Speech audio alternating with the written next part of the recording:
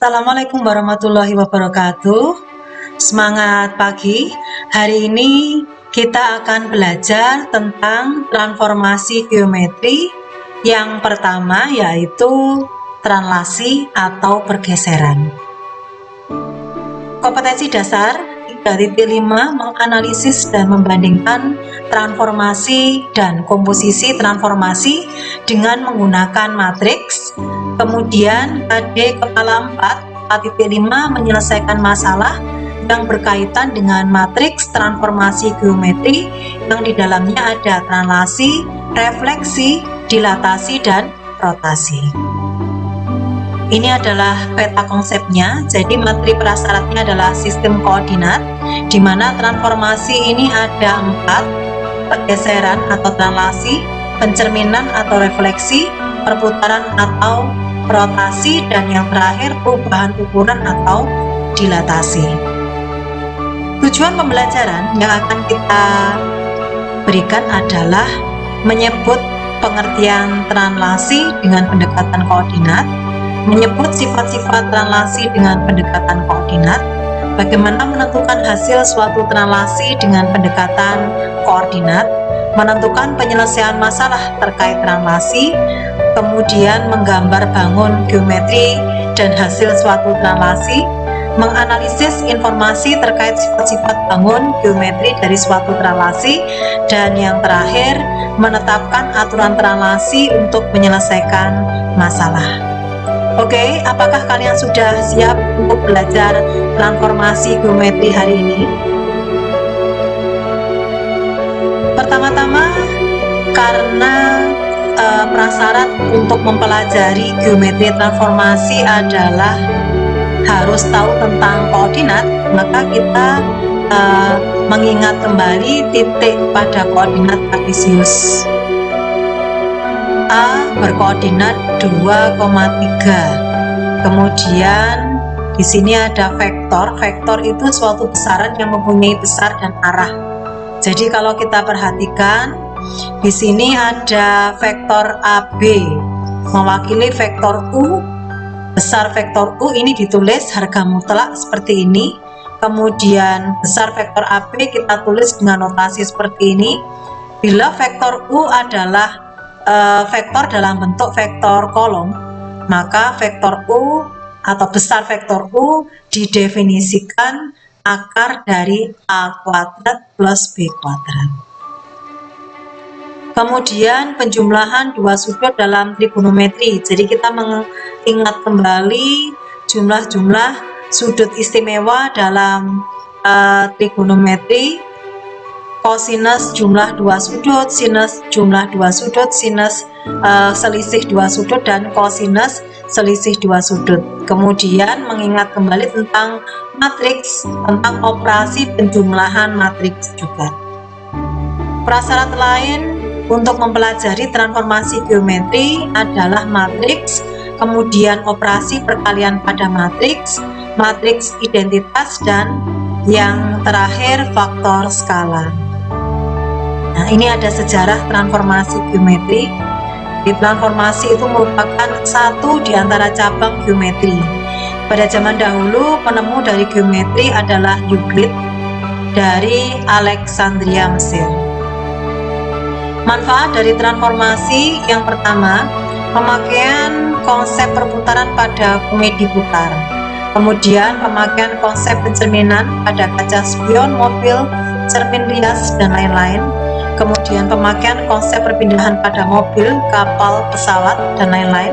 Kemudian pemakaian konsep dilatasi pada cincin kawin, foto, dan lain-lain. Ada dua macam transformasi. Yang pertama, transformasi yang isometri, dan yang kedua dilatasi. Kenapa disebut transformasi isometri? Jadi transformasi isometri adalah transformasi yang tidak mengubah bentuk. Misalnya pergeseran atau translasi, pencerminan atau refleksi, dan perputaran atau rotasi. Sedangkan dilatasi adalah transformasi yang mengubah bentuk. Hari ini kita akan belajar tentang translasi atau pergeseran. Coba kita lihat pada permainan catur. Di sini pin pada papan catur itu akan bergeser. Kemudian ini kuda, jadi akan bergeser seperti itu. Kemudian tentang laju mobil, relasi dalam kehidupan. Nah, titik A yang berkoordinat 4,5 kita geser menjadi titik B yang berkoordinat 3,2. Berapa translasi mobil tersebut dari titik A ke titik B? Kita perhatikan lagi, di sini ada bangun segitiga. Nah, bangun ini akan kita geser atau kita translasikan oleh vektor translasi 6,-1. Bagaimanakah bayangannya? Jadi kita lihat, ini kita geser, ini oleh translasi 0,-2. Jadi bayangan dari segitiga ABC adalah A aksen, B aksen, C aksen.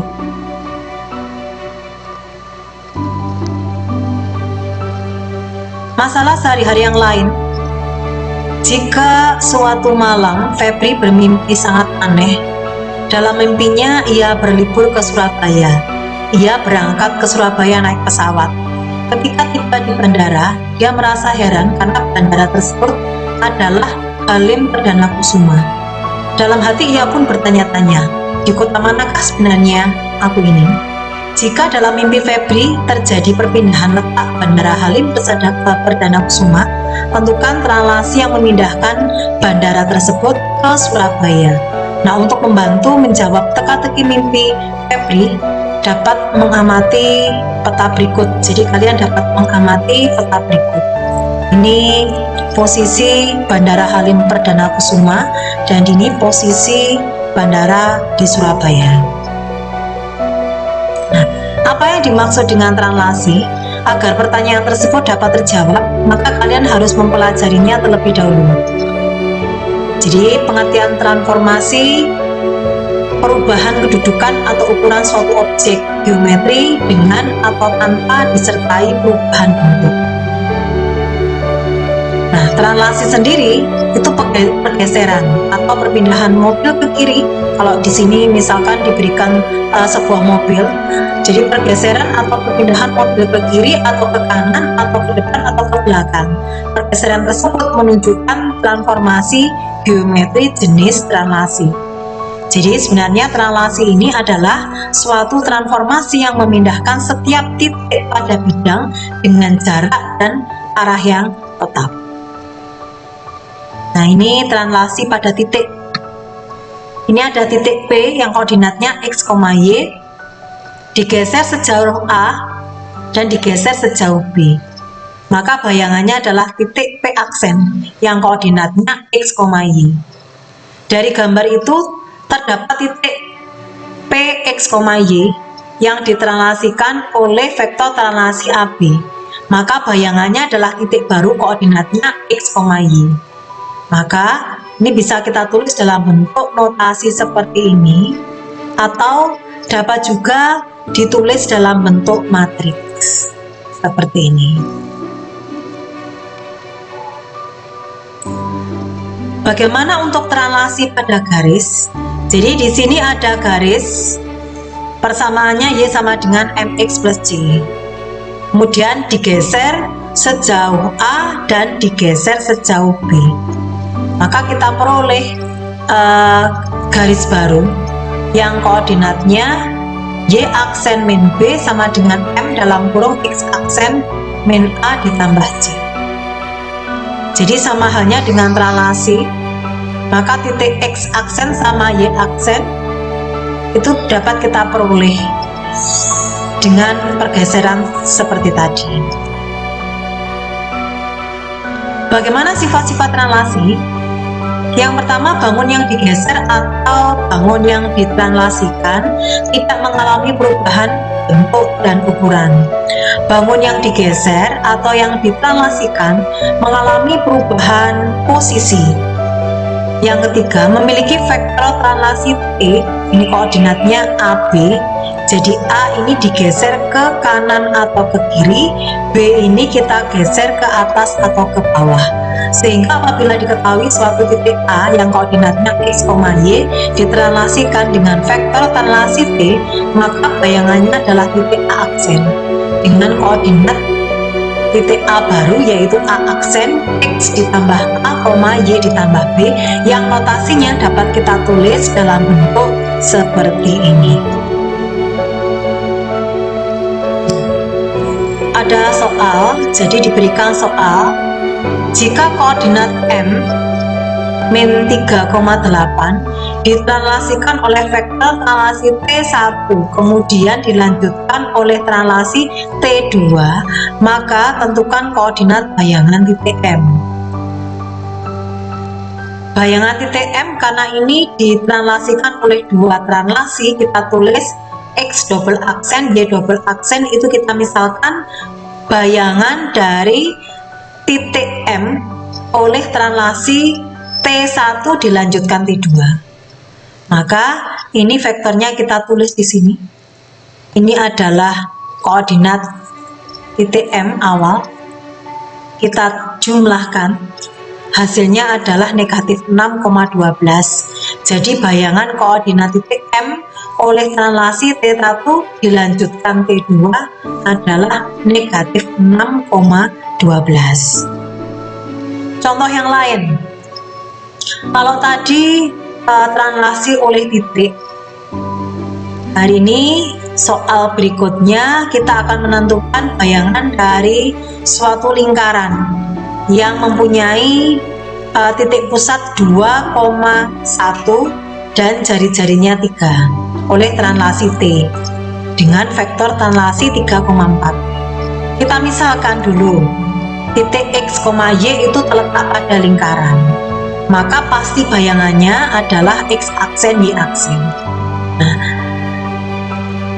bayangan X aksen, Y aksen, ini titiknya, ini translasinya 3,4. Kita ambil sebarang titik pada lingkaran. Tadi titiknya kita misalkan X, Y. Kita masukkan, kita bekerja dalam matriks, maka X aksen itu akan sama dengan 3 ditambah X, Y aksen sama dengan 4 ditambah Y. Nah, kita ubah X dalam X aksen dan Y dalam Y aksen. Maka diperoleh X-nya itu X aksen dikurangi 3, Y-nya itu Y aksen dikurangi 4. Kita substitusikan ke persamaan lingkaran yang diketahui tadi. Diperoleh X aksen dikurangi 5 dikuadratkan ditambah Y aksen dikurangi 5 dikuadratkan sama dengan 9. Nah, karena tadi kita tahu bahwa bayangan dari titik X, Y adalah X aksen, Y aksen, berarti yang mengandung X aksen, Y aksen ini adalah bayangan dari lingkaran. Sehingga dapat kita simpulkan bahwa bayangan dari lingkaran tersebut adalah X dikurangi 5 dikuadratkan ditambah Y dikurangi 5 dikuadratkan sama dengan 9. Artinya X aksen sama Y aksennya itu kita hilangkan, kita ubah menjadi X sama Y. Dengan asumsi X aksen dan Y aksen tadi adalah bayangan dari titik X, Y. Oke, terima kasih kalian telah mempelajari translasi hari ini.